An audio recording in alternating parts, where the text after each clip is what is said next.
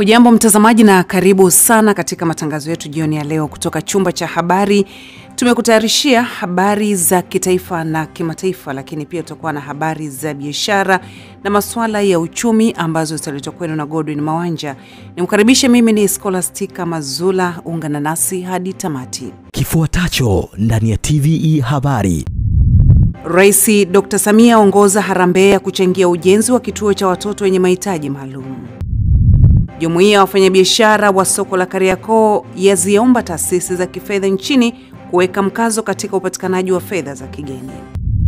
Na katika habari za kimataifa, zaidi ya mahujaji milioni 1.5 wakusanyika leo kwenye mlima na viwanja vya Arafa nchini Saudi Arabia.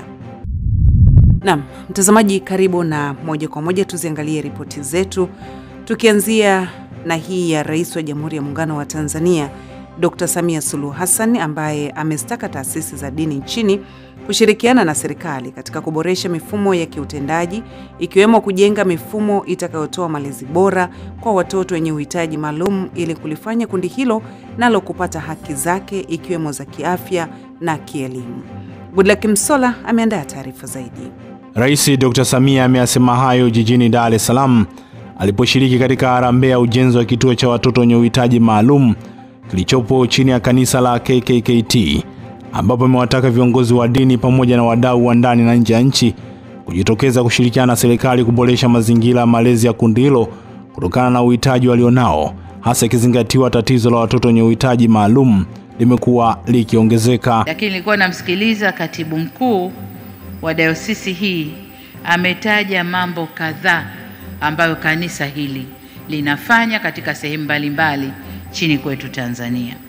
Sasa ndugu zangu, huu ndio utumishi wa dini. Huu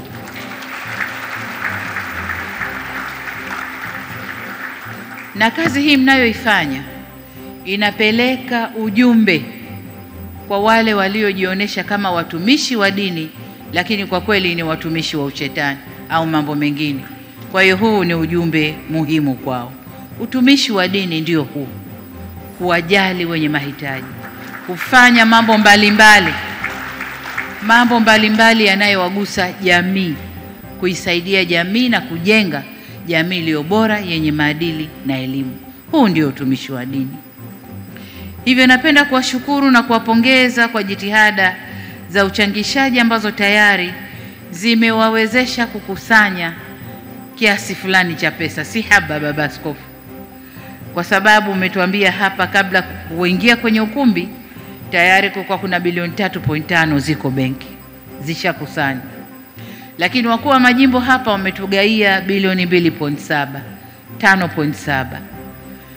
Harambee iliyopita hapa waliosimama imeleta kama bilioni 1, nilikuwa napiga mahesabu, bilioni 1 na mamia kidogo. Kwa hiyo ni bilioni 6, na hapo bado karatasi zilizopita kule hazijasomwa, na tukisoma zile karatasi tayari zimetusogeza. Katika harambee hiyo ya ujenzi wa kituo cha Bagamoyo Diakonia Lutheran Center, Rais Dr. Samia amechangia jumla ya shilingi milioni 250, ambapo kupitia harambee hiyo iliyoendeshwa na mkuu wa kanisa la KKKT Tanzania Dr. Alex Malasusa, amesema zaidi ya shilingi bilioni 6 zinahitajika kukamilisha ujenzi wa kituo hicho ili kuwasaidia watoto wenye mahitaji maalum. Awali wakizungumza katika harambee hiyo, baadhi ya viongozi wa serikali, taasisi za serikali pamoja na mashirika binafsi sanjari na kampuni mbalimbali zilizojitokeza katika harambee hiyo, licha ya kuweza kutoa ahadi, pia wamewataka wa Tanzania kuendelea kumuunga mkono Rais wa Tanzania Dr. Samia Suluhu Hassan kwa kuimarisha amani na utulivu. Asante sana Goodluck Msola na taarifa hiyo. Mtazamaji, makamu wa Rais wa Jamhuri ya Muungano wa Tanzania Dr. Philip Mpango ametoa wito kwa wadau wote wa mazingira kuendeleza mambo yote yaliyofanyika katika maadhimisho ya mazingira, ikiwa ni pamoja na upandaji wa miti na uanzishwaji wa bustani za kijani. Kutoka Dodoma, taarifa inaeleza zaidi kwamba makamu wa rais ametoa wito huo wakati wa maadhimisho ya siku ya mazingira duniani iliyofanyika kitaifa katika kituo cha mikutano cha Jakaya Kikwete mkoani Dodoma, ambapo amewahimiza wadau hao kuhamasisha matumizi ya teknolojia za urejelezaji wa taka ozo na za plastiki, kupunguza ukataji wa miti holela kwa ajili ya kuni na mkaa na kuongeza matumizi ya nishati safi ya kupikia. Napenda nichukue fursa hii kutoa wito kwa wadau wote wa mazingira kuendeleza mambo yote yaliyofanyika katika maadhimisho haya, ikiwa ni pamoja na upandaji miti na uanzishwaji wa bustani za kijani, kuhamasisha matumizi ya teknolojia za urejelezaji wa taka ozo na za plastiki, kupunguza ukataji miti holela kwa ajili ya kuni na mkaa na kuongeza matumizi ya nishati safi ya kupikia. Matumizi makubwa ya kuni na mkaa hakika yanachangia athari za mazingira, athari za kiafya, kijamii na kiuchumi. Na kutokana na hali hiyo, ndio maana serikali imeweka nia ya kupunguza athari hizo kwa kupunguza matumizi ya nishati ya kuni na mkaa kwa shughuli za kupikia. Aidha, makamu wa rais amesema serikali imeweka nia ya kupunguza athari za uharibifu wa mazingira kwa kupunguza matumizi ya nishati ya kuni na mkaa kwa shughuli za kupikia. Amesema katika utekelezaji wa nia hiyo, serikali ilitoa katazo la matumizi ya kuni na mkaa kwa taasisi zinazoandaa chakula na kulisha watu zaidi ya watu 100 kwa siku, na hivyo kuzitaka zihamishe katika matumizi ya nishati safi na kupikia, ambapo kufikia Machi 2025, mtazamaji, jumla ya taasisi 762 zimeanza kutumia nishati safi ya kupikia, na kati ya hizo taasisi za umma ni 495 na taasisi binafsi ni 267. Kwa upande wake, naibu waziri wa nchi ofisi ya makamu wa rais Hamisi Hamza Hamis amesema kauli mbiu ya mwaka huu 2025 inahamasisha jamii kupunguza matumizi ya bidhaa za plastiki kwa kuwa na uzalishaji na ulaji endelevu kwa lengo la kuhifadhi mito, maziwa na bahari ili kuhifadhi mifumo ya ekolojia. Mtazamaji, maadhimisho ya siku ya mazingira duniani kitaifa yamebeba kauli mbiu inayosema mazingira yetu na Tanzania ijayo, tuwajibike sasa, dhibiti matumizi ya plastiki. Mtazamaji, ni taarifa hiyo kutoka huko jijini Dodoma na maadhimisho ya siku ya mazingira duniani. Kwingineko, Waziri Mkuu Kassim Majaliwa amesema kwamba serikali ya awamu ya 6 itaendelea kusimamia na kuipa hadhi sekta ya afya, ikiwemo kwa kutoa vibali vya ajira pamoja na kujenga miundombinu ya kutolea huduma hizo katika ngazi zote.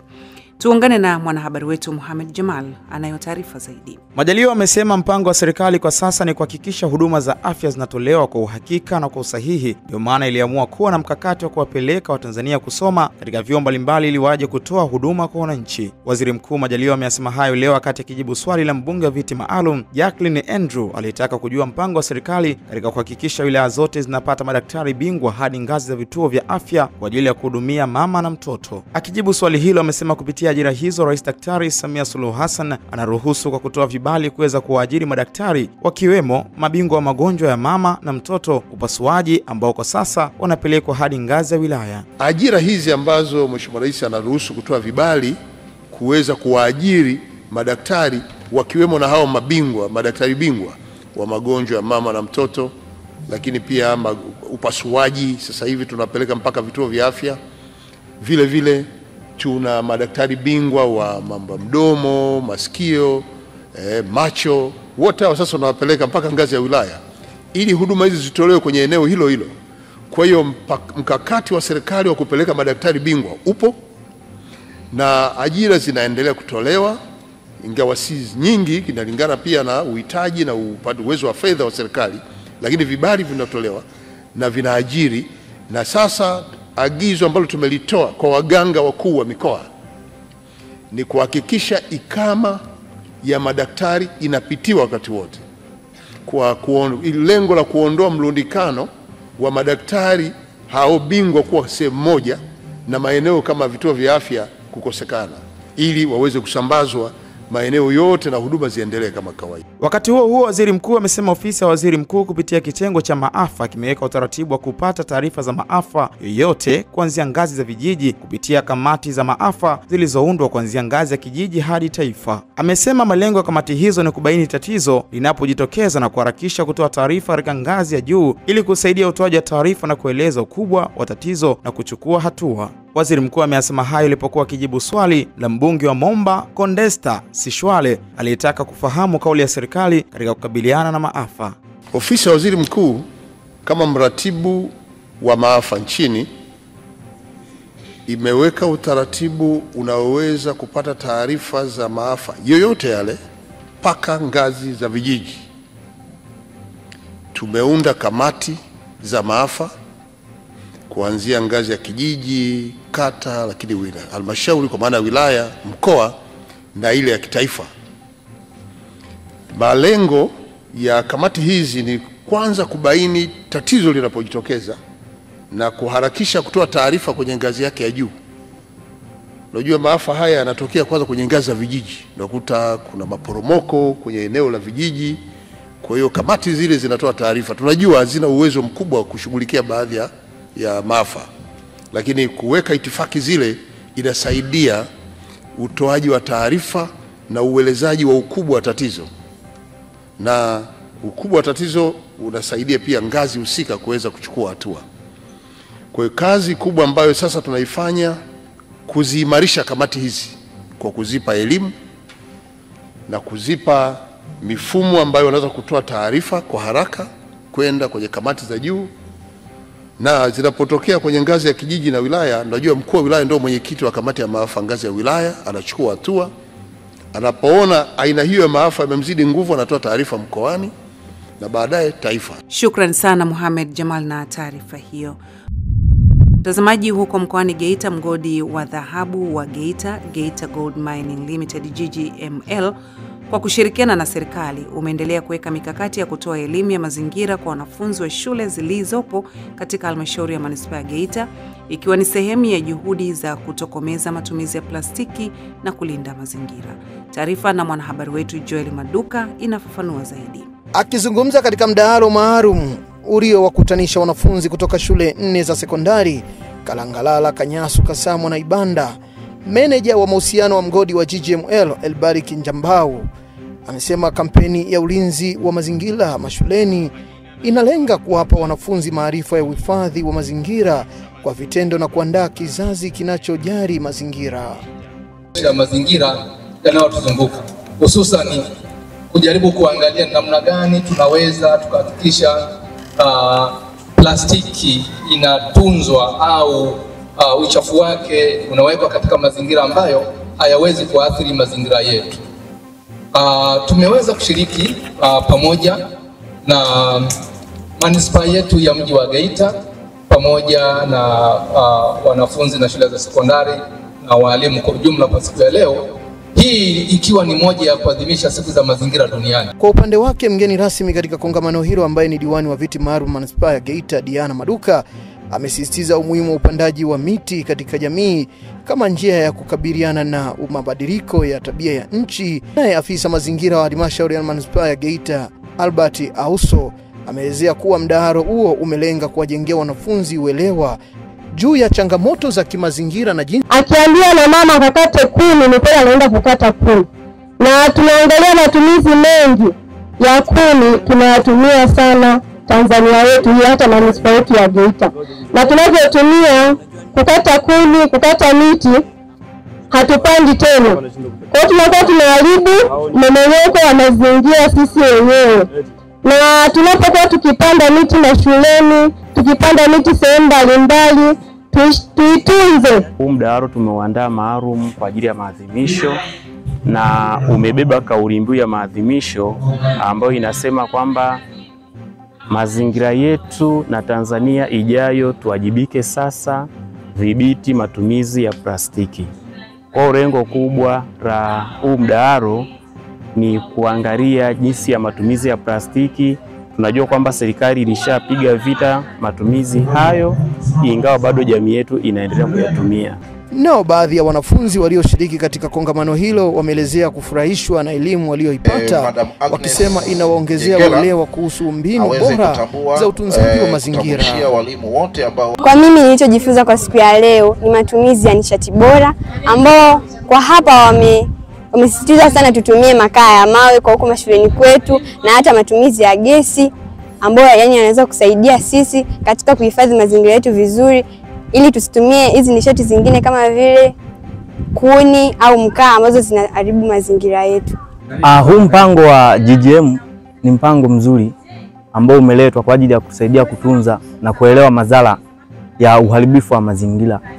Kwa mimi leo nimetoka na kitu bora ambacho naweza nikakifanyia kazi ili nikaendelee kutunza na kulinda mazingira ili nisipate madhara ambayo nimepata kuyaelewa kutoka kwenye huu mpango.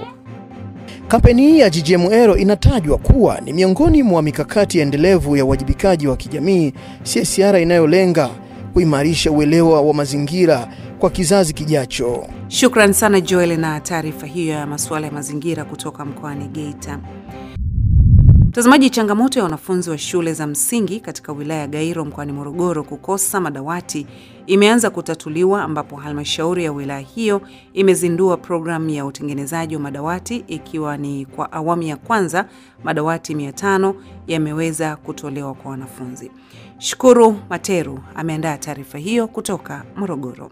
Ni katika jitihada za kuboresha elimu wilayani humo, ambapo halmashauri kwa kushirikiana na ofisi ya mkuu wa wilaya pamoja na ofisi ya mbunge wamejiwekea mikakati ya kuhakikisha wanafunzi wanapata madawati ya kutosha, ikiwa malengo ni kutengeneza madawati, viti na meza 1500 kwa mwaka wa fedha 2025-2026. Haya madawati ambayo mnayaona hapa 80 ni sehemu ndogo sana ya madawati mengi 500 ambayo tayari tumekwisha yatengeneza. Yako pale kwenye karakana inayopatikana Chakwale. Ukienda pale kuna karakana ya vijana wetu ambao wamepewa mkopo na halmashauri, wakapewa kazi ya kuweza kutengeneza madawati kwa ajili ya wadogo zao. Tunayo madawati 500 yako pale Chakwale ambayo yatasambazwa kwenye shule mbalimbali za wilaya yetu zenye upungufu. Na mpaka tutakapokamilisha programu yetu hii, tutakuwa tumemaliza changamoto ya madawati katika wilaya yetu ya Gairo. Rais wetu wa Jamhuri ya Muungano wa Tanzania kwa kipindi cha miaka 4, sisi wilaya ya Gairo ametujengea shule mpya 7. Shule hizo mpya 7 zina majengo ya kisasa. Katika hizo shule 7 tuna shule mpya 2 za msingi,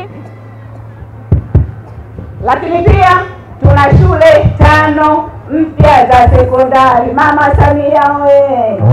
Mama Samia safi! Na shule moja wapo ambayo ina shilingi bilioni 1 na milioni 600 iko hapa Kuipipa, jirani sana na hapa. Ile shule itaanza rasmi mwakani. Zamani dawati unakuja nalo hii. Sasa siku hizi natakiwa serikali itengeneze. Michango ya shule hakuna. Mama anapopenda wananchi. Sasa wananchi na sisi tunangoja sasa kila kitu serikali. Kwa sababu mama yetu ametulemaza, anasema haya, wananchi wangu msiwasumbue jamani. Waacheni. Sasa ndio hii inakuja sasa hii. Lakini pale tunapoweza, kama ile akili mlioitoa watu wa Msingisi, mtolee mfano na watu wengine. Awali akitoa taarifa ya mradi huo, mkuu wa division ya mipango na ufuatiliaji wilaya ya Gairo akaeleza namna mradi huo utakavyotatua changamoto ya madawati. Lengo la mradi huu umelenga kutatua changamoto ya upungufu wa madawati mkubwa, viti na meza unazozikabili shule za msingi na sekondari. Mradi huu utawezesha upatikanaji wa madawati 2150 mpaka utakapokamilika. Asante sana Shukuru Materu na taarifa hiyo kutoka mkoani Morogoro. Katika hatua nyingine, mtazamaji, baadhi ya shule za halmashauri ya manispaa Kinondoni kwenye jiji la Dar es Salaam zinakabiliwa na changamoto ya uchache wa madawati, madarasa pamoja na vyumba vya choo, hali ambayo inafanya baadhi ya shule hizo kufanya vibaya katika mitihani na kuathiri kiwango cha elimu katika manispaa hiyo. Tuungane na Goodluck Msola ambaye ameandaa taarifa zaidi. Moja ya shule hiyo ni pamoja na shule ya msingi Mtambani iliyopo kata ya Bunju, wilaya ya Kinondoni jijini Dar es Salaam, ambapo kwa mujibu wa walimu wa shule hiyo akiwemo mwalimu mkuu Venansi Mwasamakwela pamoja na Lilian Kazimoto, wamesema shule hiyo yenye wanafunzi zaidi ya 2000 ina jumla ya madawati 865, hali inawafanya baadhi ya wanafunzi kukaa chini wakati wa masomo. Kutokana na msaada wa madawati 65 tunayopokea leo hii kutoka kwa wahisani wetu Guard World Security, wamesaidia kuondoa watoto kwenye msongamano wapatao 195, hivyo kwenda kupunguza kwa kiasi kikubwa sana msongamano wa ukaaji darasani wanafunzi.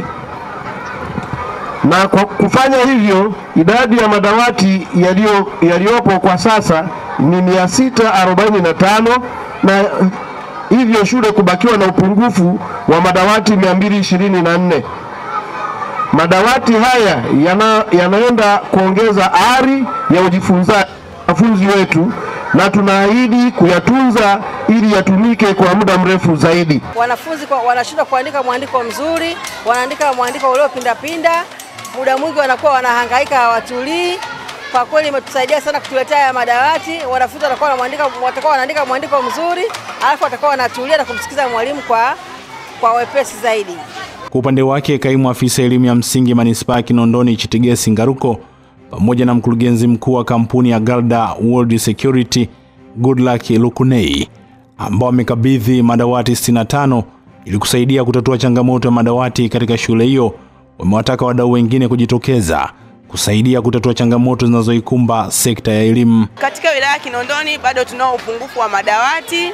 Tunaendelea kupunguza, serikali inaendelea kupitia bajeti zetu, tunaendelea kupunguza upungufu wa madawati kadri tunavyopata fedha, lakini wadau pia tunawahitaji, kwa sababu serikali pekee haiwezi kumaliza upungufu huu.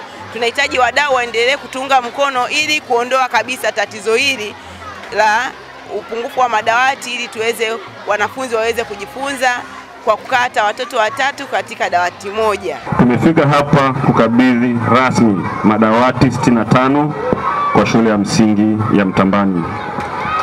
Makofi na vigelegele, makofi na vigelegele. Asante. Tunaamini kwamba mchango huu utaleta mabadiliko chanya kwa wanafunzi na walimu. Natumaini kwamba madawati haya yatawapa wanafunzi wetu faraja, umakini na ari mpya ya kusoma, na hatimaye kuongeza ufaulu wao na kuwa shule ya kwanza katika wilaya ya Kinondoni. Hata hivyo, baadhi ya wanafunzi wakizungumzia msaada huo ambao wamepatiwa na namna ambavyo watakwenda kutatua changamoto ya wao kukaa chini, wamesema shule hiyo imekuwa na msongamano mkubwa wa wanafunzi, hali ambayo inawafanya baadhi yao kukosa viti na kuketi chini.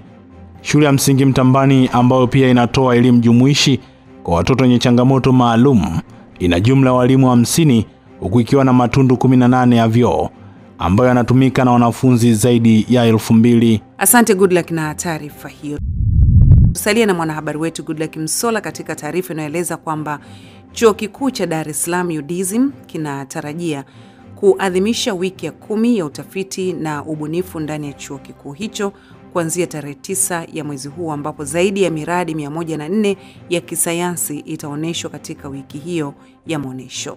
Tupate undani wa taarifa hiyo kutoka Dar es Salaam.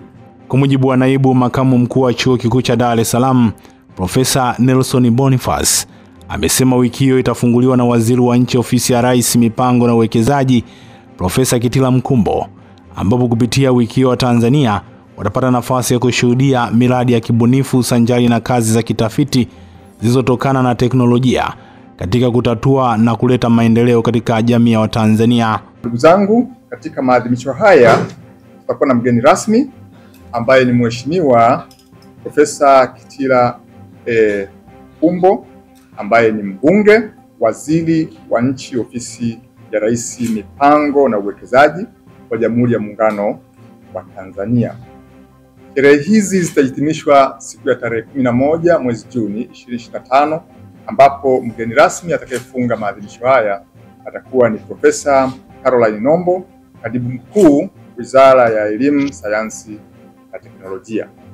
Kauli mbiu ya maonesho yetu ya mwaka huu ni kutumia teknolojia ya kidijitali ili kuharakisha utafiti na ubunifu na ubiasharishaji wa tafiti zetu. Kwa upande wake, Profesa Neema Mori, mkurugenzi wa kurugenzi ya umma ndani ya Chuo Kikuu cha Dar es Salaam, amesema pamoja na kuwa chuo hicho kimekuwa kikifanya tafiti, pia wamekuwa wakizitumia tafiti hizo katika kutoa elimu. Huwa tunatoa mafunzo kwenye upande wa wanawake waliopo katika biashara, na katika mafunzo haya tukiyatoa, wanajifunza pia vitu vinavyohusiana na kukuza biashara zao, kuwa na kutumia ubunifu, lakini vile vile kutumia teknolojia.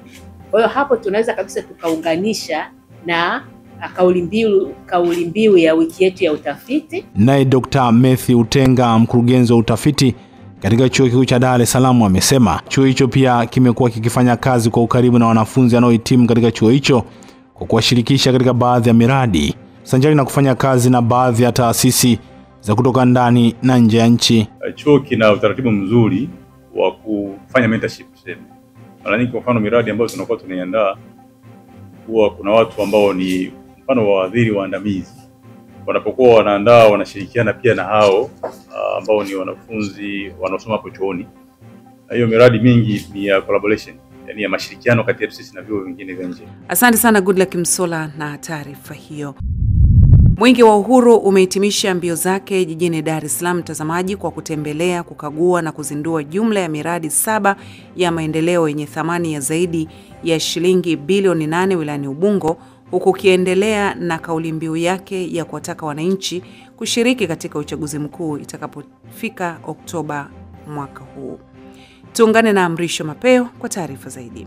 Akizungumza wilayani Ubungo jijini Dar es Salaam, kiongozi wa mbio za Mwenge kitaifa kwa mwaka 2025 Ismail Ali Usi amesema Mwenge wa Uhuru umeridhishwa na utekelezaji wa miradi yote wilayani Ubungo na kusema kuwa utekelezaji huo unaakisi nia njema ya Rais Dr. Samia kuboresha huduma muhimu za wananchi ikiwemo maji, elimu na afya. Akiwa kwenye mradi wa maji wa Kibamba, Usi amesema jiji la Dar es Salaam lilikuwa na changamoto kubwa ya upatikanaji wa maji, lakini sasa yanapatikana. Hivyo amewataka wananchi kuendelea kumuunga mkono Rais Dr. Samia, ambaye pia ametumia nafasi hiyo kusisitiza wananchi kushiriki uchaguzi mkuu 2025 kwa amani na utulivu, kama ambavyo kauli mbiu ya Mwenge inavyoeleza. Tangu wananchi tumekuja katika mradi huu wa maji safi na salama. Haya maeneo tuliyopo labda uwe kipofu, na huyo kipofu manake hata kwa ule uandishi wa wale watu wasiona, basi ukiandikiwa utasema kweli hapa pamefanyika kitu. Kwa kweli hatuhitaji kuhadithiwa, wananchi wenyewe wamejionea maendeleo ambayo wamefanyika hapa. Miundombinu ya maji imeimarika, maji tunapata kwa wingi. Huko nyuma Dar es Salaam ilikuwa tuna changamoto ya maji kweli, lakini sasa hivi kwa miundombinu hii Mheshimiwa Rais aliyoitekeleza, kwa kweli maji yanapatikana muda wote na wakati wowote. Na mimi niwaambie kwa niaba ya wananchi mlio wengi, sasa hivi Dar es Salaam maji yatakuwa kama wanavyosema wenyewe wao, maji ni mwa. Kwa upande wake, mbunge wa jimbo la Kibamba Isa Mtemvu aliposhiriki mbio za Mwenge amemweleza kiongozi wa mbio za Mwenge wa Uhuru kitaifa hali ya upatikanaji wa maji na mikakati ya kuimarisha huduma katika eneo hili la maji. Mengine nisiyaseme, tulikuwa tuna hali mbaya sana.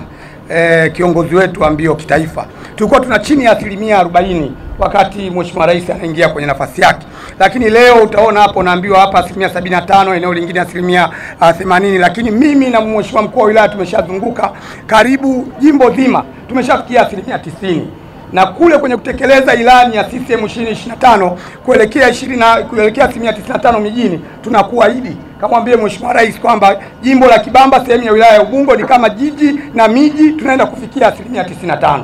Lakini mwisho niendelee kuwashukuru sana watu hao wa DAWASA.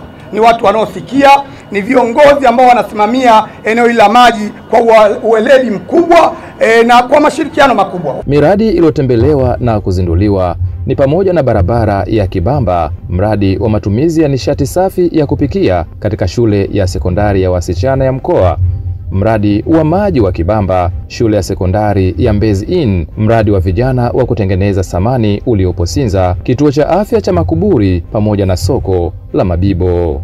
Mwenge huo wa Uhuru unatarajia kukabidhiwa rasmi na mkuu wa mkoa wa Dar es Salaam Albert Chalamila kwa mkuu wa mkoa wa Tanga hapo kesho. Shukran sana Mrisho Mapeo na taarifa hiyo. Tuelekee huko Dodoma ambako inaelezwa kwamba kufuatia siku za hivi karibuni naibu waziri mkuu na waziri wa nishati Dr. Doto Biteko kuzindua mkakati wa mawasiliano wa nishati safi ya kupikia uliogharimu zaidi ya shilingi bilioni 130 katika utekelezaji wake uliolenga kuongeza idadi ya watumiaji wa nishati safi kutoka 16% hadi 80% ifikapo mwaka 2034. Mkoa wa Dodoma nao umeanza utekelezaji huo. Kutoka Dodoma, Josephine Kaponya ameandaa taarifa zaidi. Mkoa wa Dodoma umeanza kutekeleza mkakati huo kwa kushirikiana na kampuni za gesi ikiwemo Puma Gas Energy ya kupikia, na mkakati huo unalenga kutoa elimu kuhusu matumizi ya nishati safi ya kupikia kwa wananchi waishio vijijini kupitia kampeni ya kugawa mitungi hiyo kwenye wilaya zote 7 za mkoa huu ili kuongeza mwitikio wa matumizi ya nishati hiyo ambapo kwa sasa upo chini ikilinganishwa na maeneo mengi mjini. Jeff Nasil, mkuu wa kitengo cha mauzo ya nishati safi kutoka kampuni ya Puma Energy Tanzania, anaeleza jitihada za wadau hasa wasambazaji wa nishati hiyo na kusema kuwa wanahitajika zaidi ili kuongeza watumiaji wa nishati hususan vijijini.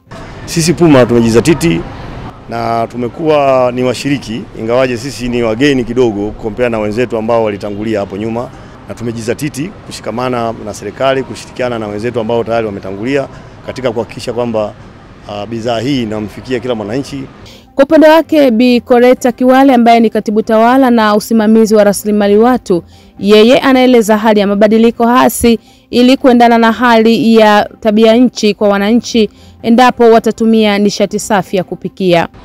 Kwa lengo pia la kuwahamasisha kutumia nishati safi, kuondokana na matumizi ya nishati chafu ambayo inaharibu mazingira na pia inachangia katika kuleta mabadiliko hasi ya tabia nchi.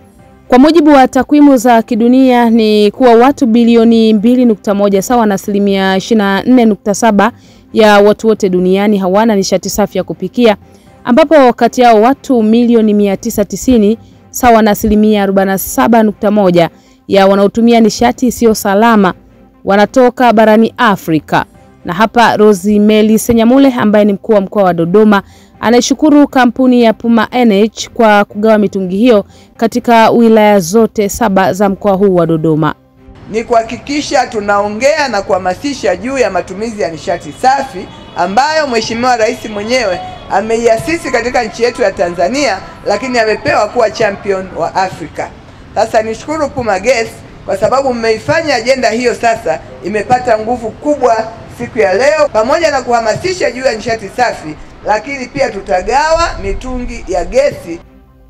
Serikali katika kuhimiza nishati safi ya kupikia inalenga si tu kupunguza ukataji wa miti kwa ajili ya kuni na mkaa, bali pia kuhamasisha ubunifu wa nishati mbadala. Josephine Kaponya, TVE. Shukrani sana Josephine Kaponya na taarifa hiyo kutoka jijini Dodoma. Watu watatu ambao ni waganga wa tiba asili wamekamatwa katika halmashauri ya wilaya ya Tanganyika mkoani Katavi kwa kujifanya madaktari bingwa wa Mama Samia na kutoa huduma za kitabibu katika vijiji mbalimbali vya halmashauri hiyo. Tuungane na mwanahabari wetu Neema Hussein anayo taarifa zaidi kutoka mkoani Katavi.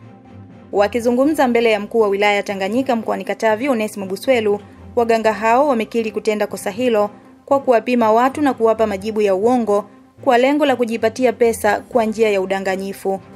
Ilianza shughuli hii kata ya Kalema ikiwa na wadogo zangu, lakini tulipofika kata ya Katuma, mwenzangu mmoja aliomba akahudumie Kabatini mdogo wangu, nilimruhusu kwenda kuhudumia Kabatini. Lakini pia mimi na mdogo wangu mwingine tulienda Igarura, kijiji cha Igarura, toa huduma ya tiba asilia. Kosa tulilofanya ni kutumia vipimo vya kitaalamu bila kuwa na utaalamu wa maabara ya vifaa hivyo. Alex Mrema ni mganga mkuu wa halmashauri ya wilaya ya Tanganyika, ambapo amesema baada ya uchunguzi watu hao walionekana kutumia vipimo vya kitabibu kutoa majibu ya uongo kwa wananchi huku wakiwapa dawa ya asili. Tulibaini huduma hizi za kitabibu pamoja na za tiba asili na tiba mbadala alizokuwa akizitoa alikuwa na utaalamu wowote wa kutoa huduma za kitabibu. Tulimkuta akiwa na vipimo vya kitaalamu ikiwepo mashine kwa ajili ya kupima shinikizo la damu au pressure, lakini ilikuwa na vipimo kwa ajili ya kupima kiwango cha sukari kwenye damu, glucometer ikiwa pamoja na strips zake. Lakini tulibaini akiwa na mashine ya pulse oximeter ambayo ilikuwa inapima kiwango cha oxygen kilichopo kwenye damu pamoja na mapigo ya moyo. Katika upekuzi tuliofanya ni kwamba walikuwa wanatumia dawa zilizokuwa za mitishamba iliyokuwa imesagwa, imewekwa kwenye vichupa na ina lebo. Lakini vipimo walivyokuwa wanavitumia vilikuwa ni vipimo vya kitabibu, ila wakati wa kutoa matibabu au huduma walikuwa wanatoa huduma za asili. Kwa upande wake, mkuu wa wilaya ya Tanganyika Onesmo Buswelu amekemea vikali swala hilo, huku akiwataka watumishi kutotoa vibali bila kufuata utaratibu wala kujiridhisha kazi inayofanyika. Sijafurahishwa kama serikali kuona vijana wenye umri wenu, wenye nguvu, mnakuwa matapeli, mnakuwa wadanganyifu. Sio sawasawa kwenye nchi yetu, lakini kwenye wilaya yetu pia sio sawasawa mbele za Mwenyezi Mungu. Lakini jambo la pili ni watake watendaji serikalini kuanzia ngazi ya halmashauri kushuka chini, wasitoe barua ovyo za utambulisho bila kujiridhisha unayemtambulisha ni nani, ana sifa gani, na ukimtambulisha mfuatilie uko na kufanya nini. Lakini si mkazi wa Tanganyika ametoka huko alikotoka, unamfahamuje kule? Kwa hiyo hili timu ya wataalamu wetu hakikishe mnalizingatia. Kufuatia tukio hilo, Buswelu amewataka wananchi kuona umuhimu wa kufika kwenye vituo vya afya kwa ajili ya kupata huduma ili kuepuka matapeli wanaojiita madaktari. Ni kushukuru sana Neema Hussein na taarifa hiyo kutoka mkoani Katavi. Hii ni taarifa ya habari. Mtazamaji unaangalia TVE na hii ni TVE habari, uko nami Scholastica Mazula. Tunapata mapumziko mafupi, tutarejea kwa ajili ya kuziangalia habari za biashara na masuala ya uchumi. Nikusihi usiondoke, baki nasi.